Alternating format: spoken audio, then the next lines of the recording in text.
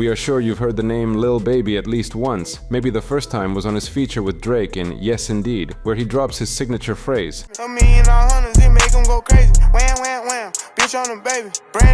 Maybe you've seen thousands of teenagers dancing to his hit Whoa on TikTok. Or maybe you turned on the bigger picture and realized that this wasn't just rap anymore. This was the voice of the streets, speaking about the problems of all America.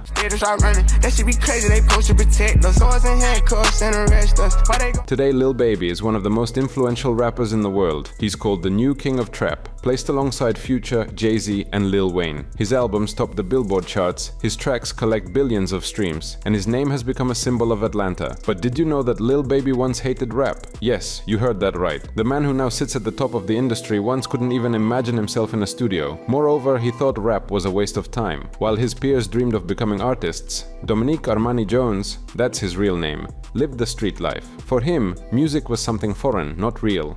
Real life, as he himself said, was on the corner, where things got solved faster than in any studio. And it's within this paradox that the most interesting thing lies. The man who once laughed at the idea of becoming a rapper became the artist whose words are quoted by politicians, whose tracks become soundtracks for protests, and whose concerts draw tens of thousands of fans. It sounds like a movie, but it's reality. In this video, we'll go through the path from Atlanta, where little Dominique first realized that life is a struggle, through prison, which changed his mindset, to the studio, where his friends literally forced him to grab the mic. We'll see how the guy who once said, "Rap is not for me," became the symbol of an entire generation. And most importantly, we'll try to understand why his story inspires millions of people today. Sit back and get comfortable. Let's begin. But before we start, a quick announcement. Our project team is looking for content creators. If you keep up with the news and know your way around the rap industry in the United States, and if you can write engagingly, get in touch with us via the email listed in the video description. We'd love to have you join our team. Payment details will be discussed privately.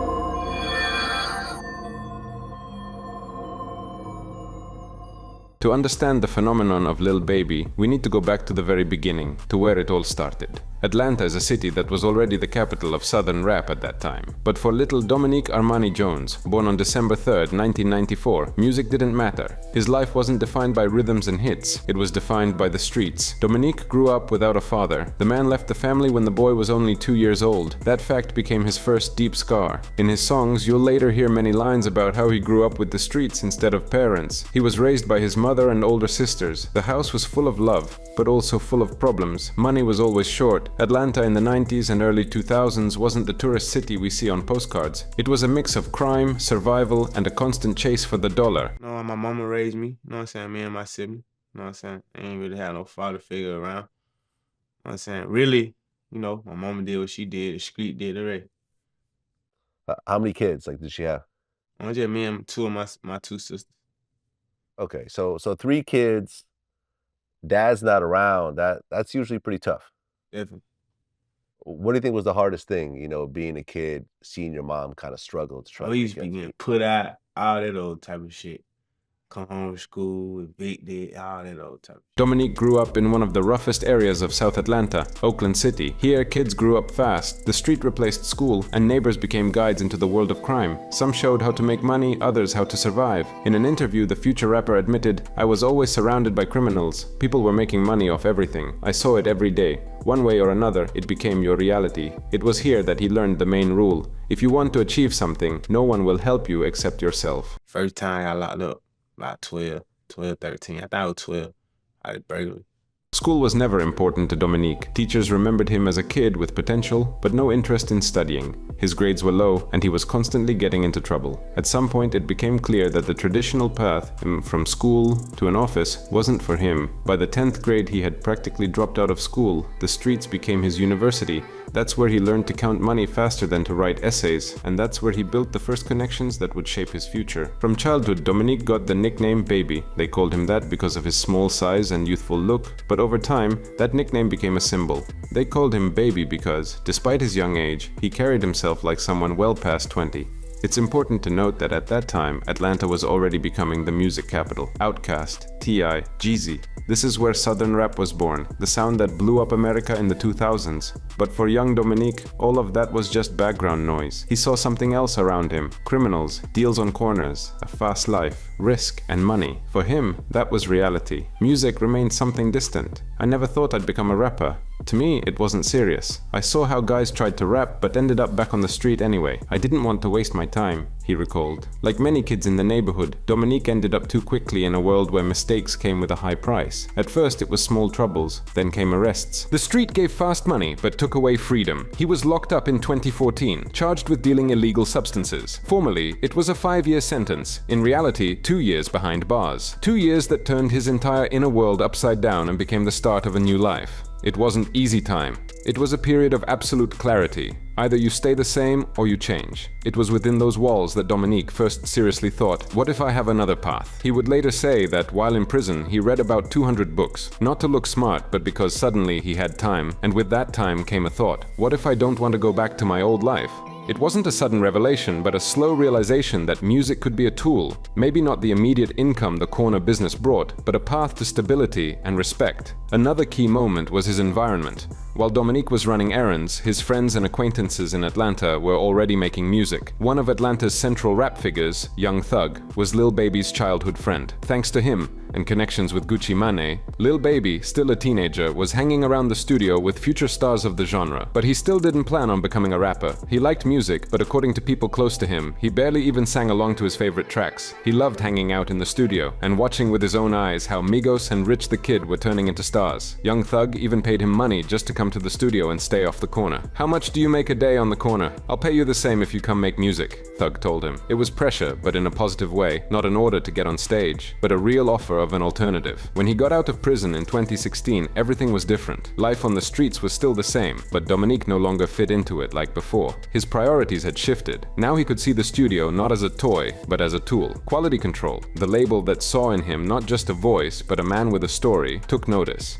He didn't choose music right away. His first motivation was survival. He saw in rap stability, a platform, and money. But that choice came with discipline. After his release, he didn't rush into parties or tours. He started working, releasing mixtapes, spending endless hours in the studio, listening to older peers, learning how to structure tracks. Gunna, Young Thug, and his colleagues at Quality Control were the ones who showed him how to work in the music industry. When Lil Baby finally found himself in the studio, many skeptics thought he'd record a couple of tracks and go back to the streets. But reality turned out different. Even his first releases showed that he had something special. It was the truth in his voice. In July 2017, Lil Baby released his first mixtape, Perfect Timing. It featured Gunna, Young Thug, and Lil Yachty. In essence, it was a collective project where his friends and mentors helped the newcomer stand on his own feet. The title Perfect Timing was symbolic. Baby had just come out of prison, Atlanta was boiling with a new wave of trap, and Quality Control was looking for the new face of the scene. It was the perfect moment to start. Musically, the mixtape wasn't groundbreaking in terms of technique, but listeners felt the most important thing. Baby wasn't trying to be someone else. He sounded genuine, and his voice carried the street experience so vividly that every word felt believable.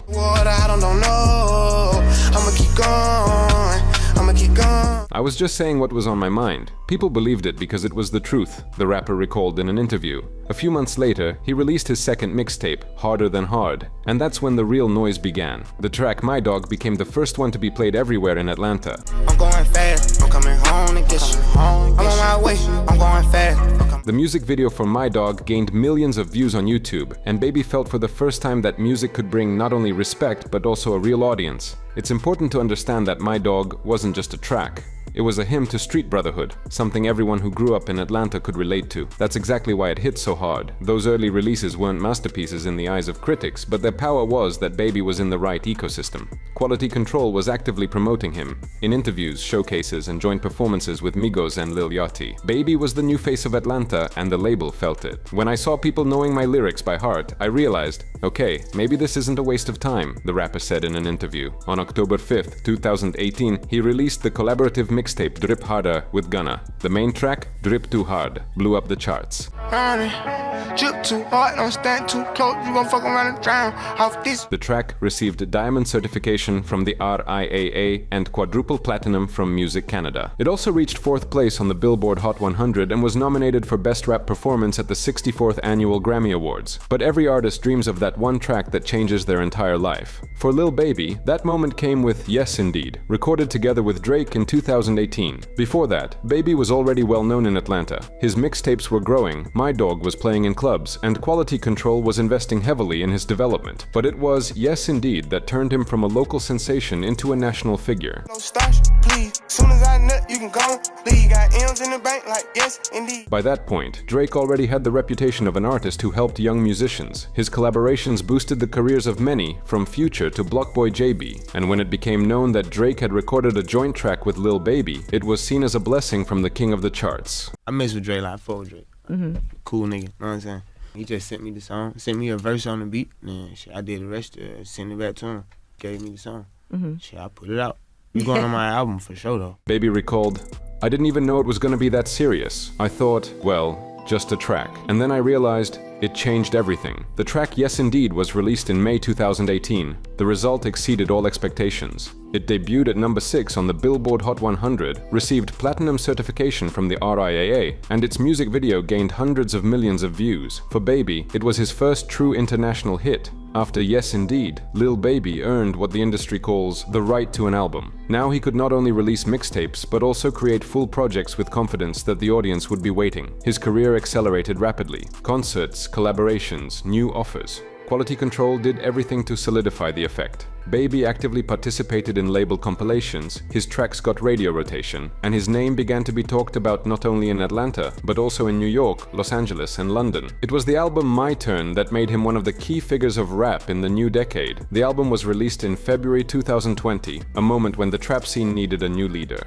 Future was stepping back. Migos were losing momentum, and the SoundCloud rapper generation had proven too unstable. Lil Baby arrived at the right time and in the right place. The album debuted at number 1 on the Billboard 200, selling more than 197,000 copies in its first week. It spent 5 consecutive weeks at the top, and by 2021, My Turn was certified 5 times platinum. My Turn wasn't a revolution in sound, but it was perfection in its formula. There were no random tracks. It was a carefully built album where Baby showed every facet of his style, from chart hits like Whoa, Daily just so they can see. Whoa.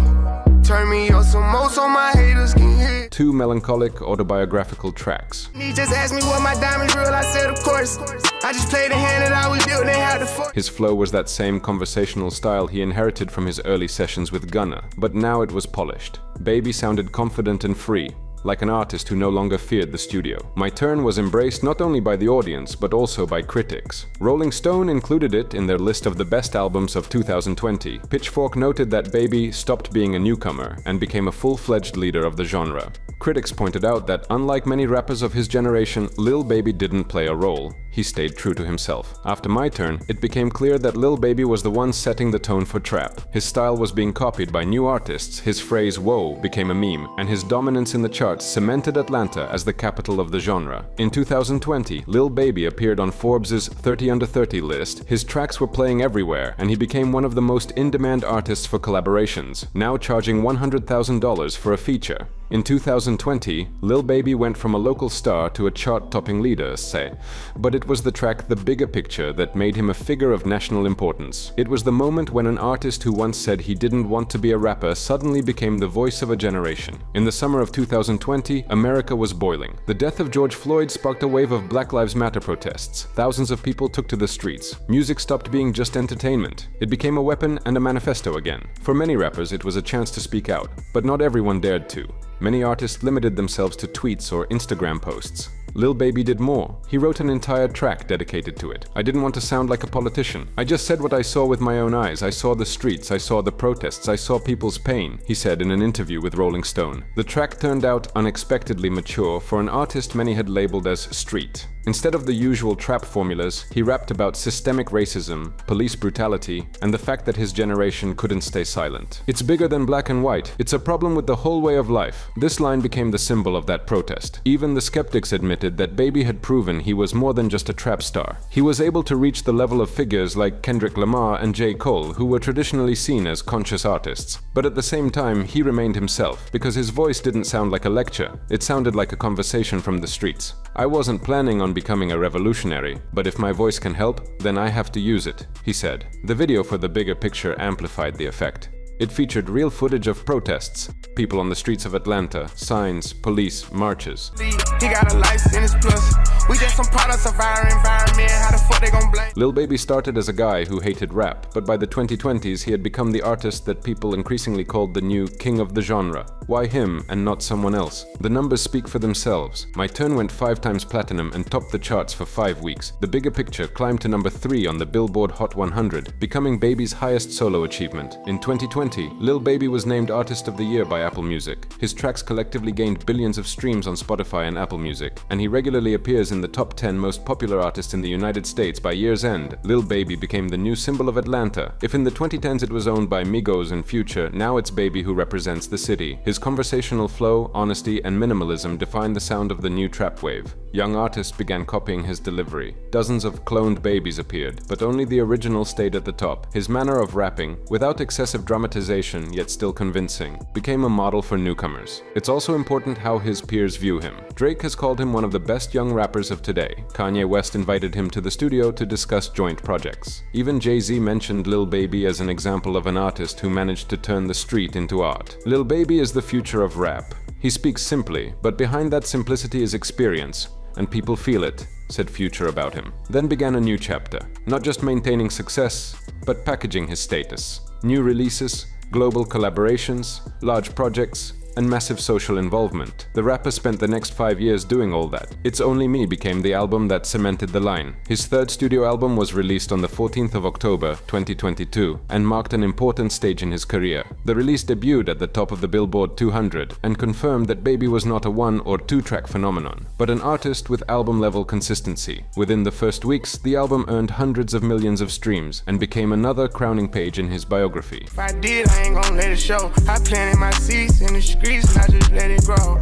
Musically, It's Only Me is a logical continuation of the formula Baby perfected. Clean delivery, conversational flow, and a variety of themes ranging from street energy to more personal, reflective moments. The album features both young peers and well-known names, showing his status as a bridge between generations. In recent years, Lil Baby has continued to build connections with top names in the industry. He appears on tracks with major artists. By inviting Baby, musicians gain street credibility and youth attention. One of the most recent big collaborations, his participation in DJ Khaled's single with Drake, demonstrates that his voice is now sought after for the biggest projects. Definition of P. Hood nigga turned superstar, but I fuck a girl like I'm still in the streets. Like any major artist, Baby has also had some controversial public episodes. In 2024 to 2025, he was reported to have suffered major gambling losses. In one interview, he mentioned multi-million-dollar losses. That's a few questions. I just want to random shit, ain't got nothing to do nothing. I'm just being nosy.